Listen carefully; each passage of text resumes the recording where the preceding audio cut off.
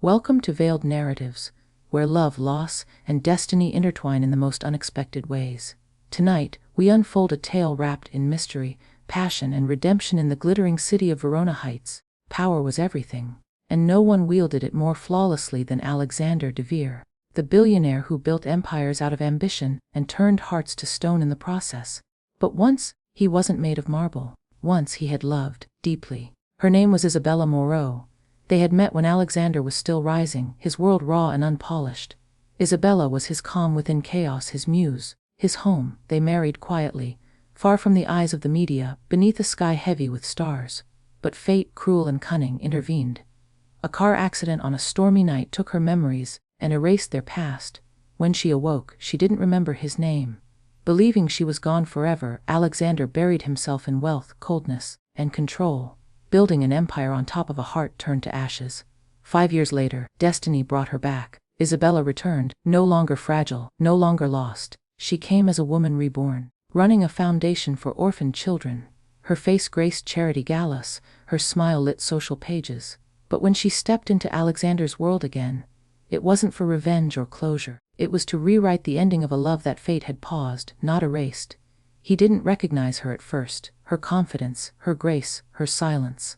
But her eyes, those eyes spoke a language his heart still remembered. Something in him broke.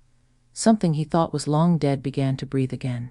Yet, love between them was no longer simple. Alexander was engaged to a woman of equal power and no heart. His life was built on foundations that couldn't afford weakness. But Isabella didn't return to plead. She came to remind him of who he once was, the man who could love without limits. As fragments of memories started resurfacing in her dreams, she began to piece together their lost story, their old home, the letters he never sent, the song he wrote for her, one she could now hear in the stillness of night. Alexander fought the truth, but destiny has a way of whispering louder than denial. And when the truth finally unraveled, that she was his wife, the love he had buried, the reason he had built everything, his empire no longer mattered. He fell to his knees in front of her. Tears replaced pride. Love replaced power. And for the first time, Alexander DeVere wasn't a billionaire commanding the world. He was just a man begging for one woman's forgiveness. Isabella smiled through tears. "I didn't come back to remind you of the pain, Alexander," she said softly. "I came back to rewrite it." And in that moment, amidst the echoes of the past and the pulse of reborn love, they chose each other again, not as the broken souls they once were, but as two hearts finally free to beat as one. The night sky above Verona Heights shimmered like a velvet canvas, heavy with secrets. The city below pulsed with lights, golden towers of wealth, laughter spilling from champagne halls, and luxury cars gliding down marble-lined avenues. But high above that glittering world, in a penthouse of glass and silence, Alexander DeVere stood alone, a man who owned everything, yet had lost the one thing money could never buy her. The world called him the monarch of steel, a man whose empire stretched from the skyline to the sea. His decisions built cities, his voice moved markets, yet his heart remained a locked vault no one could enter.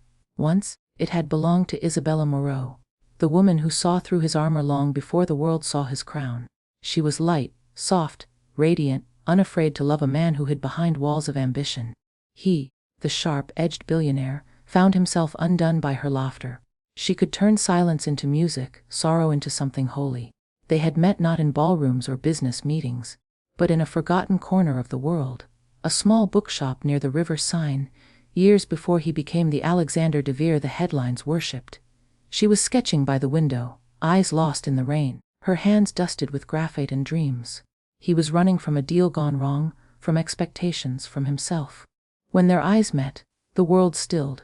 She didn't know he was rich. He didn't know she was orphaned and rebuilding her life one painting at a time. All they knew was that the other saw them, truly, deeply, without masks.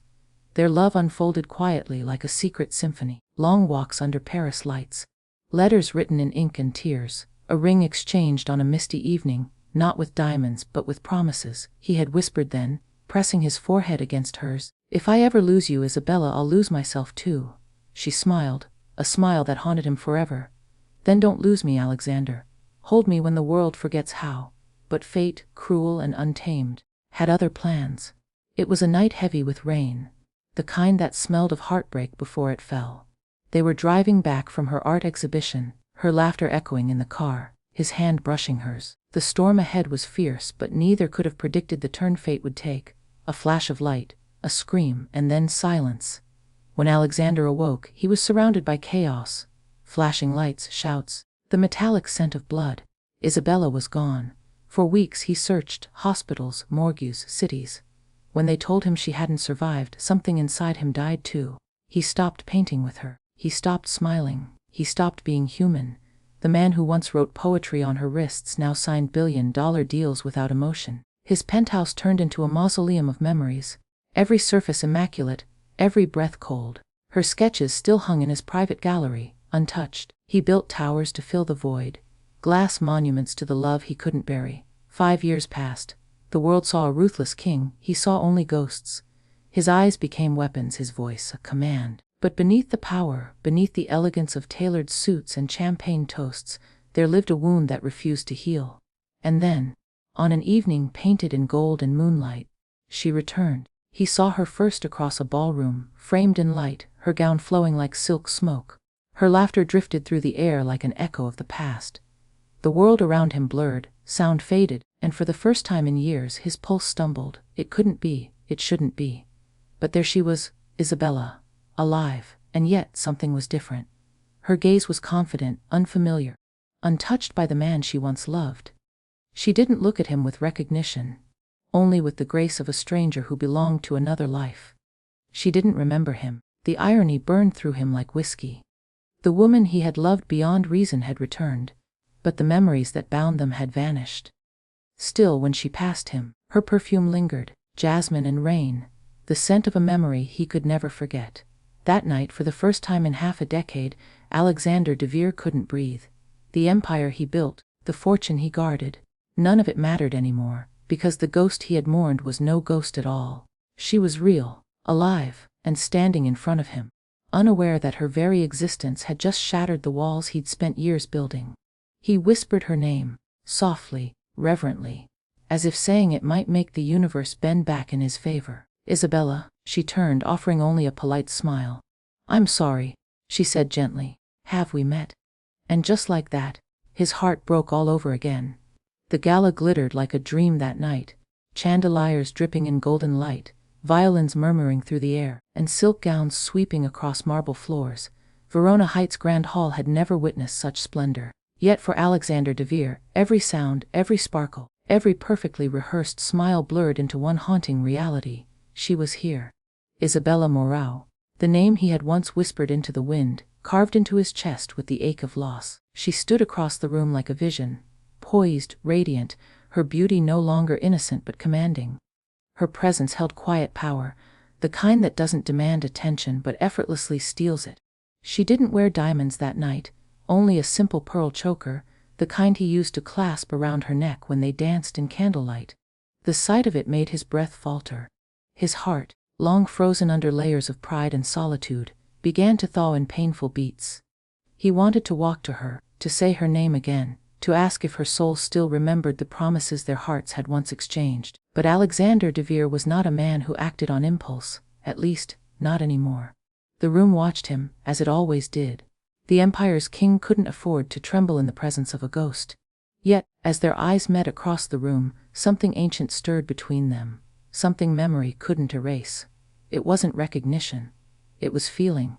He approached her like a man chasing a mirage. "Miss Morrow," he greeted softly, his tone measured, yet trembling beneath control.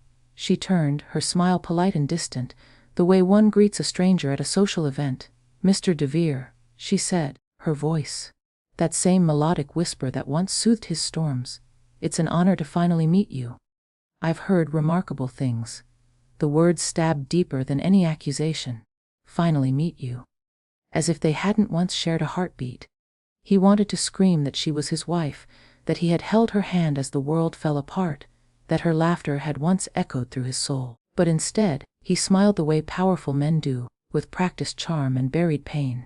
"The honor is mine," he murmured, bowing slightly. "I didn't realize angels attended business galas." She laughed, softly, unintentionally, and his heart cracked open. That laugh, light, fragile, like wind chimes in summer rain. It was the sound that once filled their home. For a fleeting moment, she touched her neck, as if startled by something she couldn't name. "I'm hardly that," she said. "I just run a foundation for children now. We try to give them what the world has taken." He studied her, his gaze gentle yet hungry. "You've changed lives then," he said quietly. "You always did." The words slipped out before he could stop them. Her brow furrowed slightly, curious, confused. "Always." Alexander looked away, his jaw tightening. "I've read about your work," he covered smoothly. "It's admirable." But inside his soul whispered the truth he couldn't. "I've read every headline, every article, every whisper about your return. Because since you left, I've been searching for pieces of you in everyone else and found none." That night, fate played its cruel game, letting them dance together again, yet not as lovers, as strangers. When the orchestra began to play a slow waltz, someone near Isabella laughed and nudged her toward him. "Mr. DeVere never dances. You'd be making history," they teased. She smiled with gentle grace. "Perhaps we can test that legend then," she said, extending her hand. The moment her fingers touched his, time collapsed. The world melted into gold and silence. Her touch, soft, warm, electric, felt like home and heartbreak at once. His hand trembled slightly as he led her to the floor. The music rose rich and haunting under the lights. They moved together, perfectly, as if their bodies remembered what her mind had forgotten. The crowd watched in awe, whispers floated through champagne air, but Alexander didn't hear them. He could only feel her. The rhythm became memory, the steps became emotion, and in that one waltz, he relived every moment they'd ever shared. Her laughter in the rain, her breath against his neck, her whisper, "Don't lose me." She looked up at him, her eyes shimmering. "You dance like you've done this before," she said softly. He swallowed hard, his throat dry. "Perhaps in another life," he replied. For a second something flickered across her gaze, confusion, familiarity, ache. Then it was gone. When the music ended, she stepped back, smiling faintly. "Thank you, Mr. DeVere." That was unexpectedly familiar. His lips curved, but his eyes betrayed him. "Some things," he whispered, "are never forgotten, even when we think they are." She blinked, as though searching for the meaning beneath his words. But before she could ask, someone called her name, drawing her away, leaving him standing in a sea of applause and memories. As she disappeared into the crowd, Alexander's heart ached with the cruelest realization. She had forgotten their love, but his heart had never learned how to. That night, he poured himself a glass of aged whiskey and stood by the window, watching the city bleed into dawn. His reflection in the glass looked powerful, untouchable, but inside he was unraveling. He had her back in his world, yet she didn't know who he was. The universe had returned his lost love, but erased the love itself, and as the first rays of sun touched the skyline, Alexander made a silent vow. He would not chase her memories. He would remake them. He would make her fall in love with him, all over again, even if it meant losing himself in the process. Mornings in Verona Heights were always gilded in light, golden reflections spilling through floor to ceiling glass, touching everything Alexander DeVere owned but nothing he loved. Yet now, each sunrise carried something new, a pulse beneath his calm exterior, a whisper of hope he dared not name. For the first time in 5 years, his world wasn't defined by meetings or mergers. It revolved around Isabella Moreau, the woman who once called him husband, but now knew him only as a stranger. Since the gala, she had appeared everywhere, in his social circles, in press conferences, in his thoughts. Her foundation, the Moreau Home for Lost Children, had recently partnered with the DeVere Group for an urban renewal project. A coincidence, the media said. Fate, whispered his heart. When Alexander entered the glass-walled conference room that morning, she was already there. Sunlight framed her like a painting, her hair a cascade of caramel gold, her eyes soft yet filled with quiet purpose. She was speaking with his executives, her tone poised but warm, her gestures elegant. Every word she spoke carried conviction and compassion, the very essence of the woman he had once fallen in love with. He stood silently for a moment, watching her, memorizing every detail. The way she tucked a strand of hair behind her ear when she thought. The faint scent of jasmine that lingered whenever she moved. The same perfume, he thought, the one I gave her on our first anniversary. When she noticed him, she smiled politely. "Mr. DeVere, I was just discussing our plans for the orphanage expansion. I hope we're not overstepping your timelines." He smiled faintly, hiding the storm within. "You can never overstep when it comes to something this meaningful." Please, continue. Her eyes flickered with curiosity. His tone was too gentle, too familiar. There was something in the way he looked at her, as if he knew her better than she knew herself. Later, as the meeting ended and the others filed out, she lingered by the window, gazing at the city below. He approached quietly. The silence between them was thick with unspoken history. You speak about hope, he said softly. But you sound like someone who's known loss. She turned, startled by the tenderness in his voice. Loss teaches us how fragile people can be, she replied. But it also teaches us that love, real love, never truly leaves. His chest tightened. She doesn't remember, yet she speaks like she does. Alexander stepped closer, his voice low. Do you believe that? That love survives even when memory fades? Her breath caught. Something in his tone pulled at her heart like a forgotten melody. She hesitated before whispering, yes, I think some souls remember each other, even if the mind forgets the story. Their eyes locked, time bending, hearts remembering. For a moment, the noise of the world fell away. It was just them, two souls circling the echo of an old promise. Then, as if realizing the intimacy of the moment, she looked away, flustered. I should get going, she murmured. Thank you again for your support, Mr. DeVere. Alexander, he corrected gently. Please. Call me Alexander. Her lips curved into a soft smile. All right, Alexander. Hearing his name from her lips again, even without love, sent a tremor through him. He wanted to pull her close, to remind her of the nights they had danced barefoot on marble floors, of the vows whispered in candlelight. But he couldn't. Not yet. That evening, Alexander found himself drawn to the art gallery hosting the Moreau Foundation benefit auction. Isabella was there, standing before one of her own paintings, a haunting piece of a woman standing by a stormy sea, her hands outstretched as if reaching for something just beyond her grasp. When he approached, she turned slightly. This was the last piece I painted before the accident, she said softly.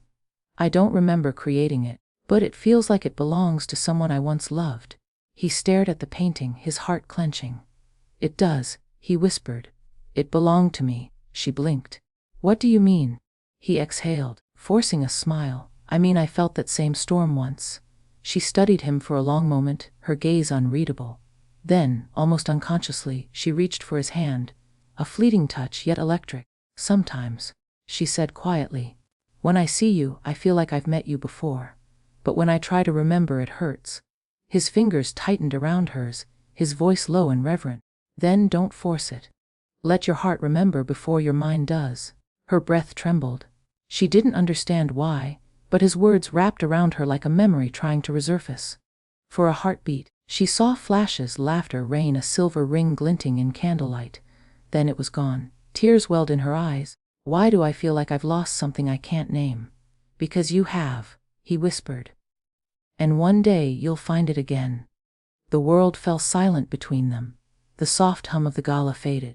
In that golden light, it wasn't the billionaire and the philanthropist standing there. It was two souls meeting again across time. As she turned to leave, Alexander's gaze followed her, his heart burning with equal parts hope and agony. Every moment spent with her was a gift and a punishment. He had vowed to make her fall in love again, but he hadn't realized it would feel like falling himself, deeper, harder, infinitely more painful. That night, as rain began to fall over the city, just like the night he lost her, Alexander whispered into the darkness, even if you never remember me, Isabella, I will spend the rest of my life making sure your heart never forgets what it feels like to be loved. And somewhere, beneath layers of lost memory, her soul heard him. Because even in sleep, she dreamed of a man standing in the rain, waiting for her. The storm that night mirrored his heart, restless, dark, alive with lightning. From his penthouse balcony, Alexander DeVere stood beneath the rain, watching the city dissolve into silver mist. Every drop against his skin whispered her name, Isabella. Weeks had passed since their partnership began, and every shared glance, every accidental touch had unraveled something buried deep inside her. He saw it, the flicker of recognition in her eyes, the tremor in her breath when he spoke softly. Her heart was remembering him, even if her mind still lived in shadows. That evening she was hosting a charity gala at the Moreau Foundation. The ballroom glowed like a palace, soft golden chandeliers, white roses cascading from crystal vases, and violins playing a song that once belonged to their private world. He hadn't planned to attend, but fate rarely asked permission. The moment he saw her walk in, wearing a gown of ivory silk, her hair brushed into waves that kissed her bare shoulders, he knew resistance was futile. She was beauty redefined, grace wrapped in mystery. Every eye in the room turned to her, but her gaze searched only for one, his. When their eyes met across the sea of glittering guests, time folded. He moved toward her, step by deliberate step, as if gravity itself demanded it. "Mr. DeVere," she greeted, her voice soft, a tremor hiding beneath her calm. "I was hoping you'd come. I didn't plan to," he replied, his voice low and warm. "But then I remembered how much I hate missing miracles." Her lips parted, half in surprise, half in memory. "You always say things that sound like déjà vu," she murmured. "As if you've said them before." He smiled faintly, pain flashing in his eyes. "Maybe I have." When the orchestra began to play, she hesitated, then extended her hand. "Dance with me," she said, her voice barely above a whisper. He took her hand slowly, reverently, like one touches something holy. "Always." The moment his hand found the small of her back, the world disappeared. The music swelled, their bodies moving as if guided by an unseen rhythm, familiar, intimate, haunting. Every spin, every step, every heartbeat pulled at something hidden deep inside her. She closed her eyes, and suddenly, flashes, rain lauder, a ring sliding onto her finger beneath candlelight, his voice. "If I ever lose you, I'll lose myself too," she gasped, freezing mid-dance. The ballroom blurred, her hand trembled in his. "Isabella," he whispered, concern in his tone. Her eyes darted around, unfocused, lost between two realities. "I saw something," she whispered shakily. "Flashes, moments that felt like mine, but I don't remember living them." He swallowed hard, torn between hope and fear. "Tell me what you saw." Her lips trembled. "You, rain, a promise, and a ring." The world tilted. He wanted to tell her everything. That they had been married, that he had once called her his forever, that her accident had shattered more than her memory, but something in her fragile expression stopped him. "You're remembering," he said softly, taking her hand. "It's your heart leading you home." That night she left the gala early, confused, trembling, haunted by feelings that had no logic. She drove aimlessly through the sleeping city until instinct guided her to the cliffs beyond Verona Heights, a place she didn't consciously remember, yet her soul did. The old lighthouse stood there, abandoned, surrounded by the sea's eternal roar. She stepped out into the wind, the salt air wrapping around her like an embrace. Lightning illuminated the horizon, and in that brief, electric flash she saw it. Their initials. A ploy carved into the weathered stone. Tears spilled down her cheeks as fragments flooded her mind. The night of their secret wedding, the vows whispered against the sea breeze, the storm that followed, the kiss that sealed a forever fate. She remembered his laughter, his warmth, the way he whispered her name as if it were prayer. And then the crash. The pain, the darkness. Her knees gave out. The memories hit her all at once, sharp and luminous. The man she had been drawn to, the stranger who made her heart race, wasn't a stranger at all. He was her husband. Meanwhile, Alexander, restless and uneasy, followed his instinct, the same pull that had always led him to her. When he found her at the lighthouse, rain pouring over her trembling frame, his breath caught. She turned to him, tears mingling with rain. "I remember," she whispered. His world stopped. "You what?" Her voice cracked. "Everything. Paris, the vows, the accident, us." He stepped closer, afraid she might vanish again. "Isabella," she reached for him, her hand brushing his cheek. "You waited for me all these years," she said softly, her eyes glistening. "Even when I didn't know who you were. My heart did. It kept finding you." He pulled her into his arms, holding her as the storm raged around them. The sea roared, thunder wept, and in that chaos, they found peace.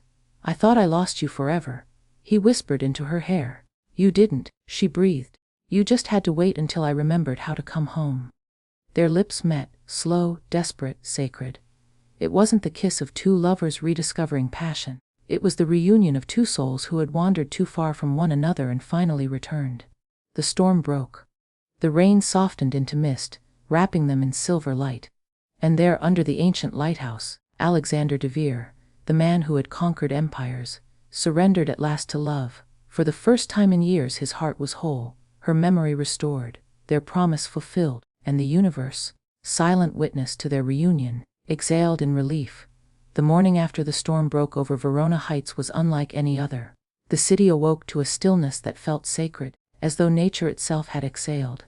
The sea below the cliffs shimmered like molten gold, and the air carried the fragrance of rain-soaked roses. In the quiet embrace of dawn, Alexander DeVere stood on the balcony of the old lighthouse, no longer the ruthless billionaire who ruled the world, but a man reborn through love. And in his arms, wrapped in a blanket of his coat, lay the reason for his rebirth, Isabella. She stirred gently, her eyes opening to the morning light. The soft glow painted her skin like sunlight through silk. Her memories had returned, yet her heart beat with the wonder of rediscovery, as though she were falling in love with him all over again. "Good morning," he whispered, brushing a stray lock of hair from her face. She smiled faintly. "I used to wake up to that voice every morning, didn't I?" He nodded, his thumb tracing the line of her jaw. "You did. And every time, I thought I couldn't possibly love you more. I was wrong." She laughed softly, the sound delicate yet full of life. "You sound like a man in love." "I am," he said simply, hopelessly, endlessly. Again, that day, they returned to the city together. Word spread like wildfire. Isabella Moreau and Alexander DeVere, seen hand in hand, their chemistry undeniable. But what the world saw as scandal, they knew as salvation. In his penthouse, once cold, silent, and sterile, life bloomed again. Fresh white lilies filled the vases. The piano that had collected dust now sang under her fingertips. The man who once only spoke in deals and deadlines now spoke in whispers and poetry. One evening, as the sun melted into a pool of amber over the skyline, Alexander found her standing before a painting, one of her own, unfinished for years. It depicted a woman standing before a broken city, holding a candle against the darkness. He stepped beside her. "You never finished this one." She turned to him, her eyes soft. "Because the woman in it hadn't found her light yet." "And has she now?" he asked. Her gaze lifted to his, and for a long, tender moment she said nothing. Then, with a smile that could melt stone, she whispered, "Yes." She found it when he remembered how to hold her. He smiled, lowering his forehead to hers. "Then maybe it's time I finish my painting too." Later that night, he led her to a hidden room. One she'd never seen before, though it had been hers all along. The walls were filled with her art, her old sketches, the photographs from Paris, the letters she once left on his desk. Every piece she thought lost he had kept. "I couldn't let the world forget you," he murmured, "so I built a place where you still existed." Her eyes filled with tears. "You loved me through the years I didn't even know you." "I loved you through every silence," he said. "Every storm, every heartbeat that didn't have you in it." She turned, her fingers grazing his cheek. "You waited for me, but now let me wait for you. Let me love the man behind the empire. The man who once forgot how to live." He exhaled shakily, his voice barely a whisper. "You already have." Their lips met, soft at first, then deeper, richer, as though reclaiming every kiss stolen by fate. His hands framed her face, her fingers tangled in his hair. The city outside glowed like 1,000 witnesses to their reunion. The kiss broke, but the silence that followed was full of heartbeat and memory. "I don't want to rewrite the past," she said softly. "I want to rewrite your heart." He looked at her with the kind of awe reserved for miracles. "You already have, Isabella. Every wall I built was waiting for your touch to fall." Days turned into weeks, and love, real, raw, redeemed, became their rhythm. He canceled meetings just to cook her breakfast. She filled his office with laughter instead of silence. Their love became less like fire and more like sunrise, slow, gentle, unstoppable. One evening, he brought her to the old vineyard they once dreamed of buying before the accident. A place where the hills kissed the sky and lavender fields danced in the wind. As twilight spread across the horizon, he turned to her, holding something in his palm. A ring, not the first, but a new beginning. "I lost you once," he said, his voice trembling. "And in losing you, I lost the best part of myself. But now, I want to live the rest of my life earning every moment you choose to stay." Her tears sparkled like starlight. "You never had to earn it, Alexander. You just had to remember." He smiled, slipping the ring onto her finger, the same hand he had once held through storm and sorrow. "Then let's never forget again." She leaned forward, whispering against his lips, "Never." The wind swayed through the vines, the stars scattered across the sky like blessings, and somewhere far below, the world carried on, unaware that two souls had just found eternity again. That night, beneath a canopy of stars and whispers, Isabella Moreau, the woman who had forgotten, became the woman who rewrote his heart. And Alexander DeVere, the man who once ruled the world, discovered the only empire worth keeping was the one built between two hearts that refused to give up. Love, after all, is not about remembering, it's about returning. And this time they had found their way home. In a world where power often silences emotion and wealth hides the ache of an empty heart, love found its way back, quiet, persistent, and eternal. This story wasn't just about a billionaire who lost everything or a woman who forgot her past. It was about the two halves of one soul, rediscovering each other through time, pain, and grace. Alexander DeVere had everything the world could offer: influence, riches, legacy. Yet without Isabella, all of it was dust in the wind. And Isabella, the woman he once held in his arms and lost to fate, became the whisper that haunted his nights and the dream that never truly faded. When she returned, she didn't come back to reignite the fire. She came to rewrite it. To remind him that love, when true, never ends, it only waits. Their reunion wasn't a fairy tale written in perfection. It was a story carved through storms, of hearts that broke, healed, and found rhythm once again. It was about two souls who refused to surrender to time. About forgiveness that dissolved pride, and passion that transcended memory. Because real love isn't about who remembers first, it's about who stays even when everything else fades. In Alexander's arms, Isabella found not the man he once was, but the man he became through loss, regret, and redemption. And in Isabella's eyes, Alexander rediscovered the reflection of a heart capable of tenderness, a heart that had always belonged to her. Together, they didn't rewrite their past, they rewrote their forever. Love isn't about returning to what once was. It's about becoming who you were always meant to be, together. And so, as the stars watched over Verona Heights, the billionaire who once forgot learned the truest lesson of all: that wealth fades, power bends, but love, when reborn, becomes divine. This was the billionaire's forgotten wife who returned to rewrite his heart. A journey through loss, memory, and the timeless echo of two souls finding home again. You've been listening to Veiled Narratives, where every story reveals the unseen, and every heart finds its truth.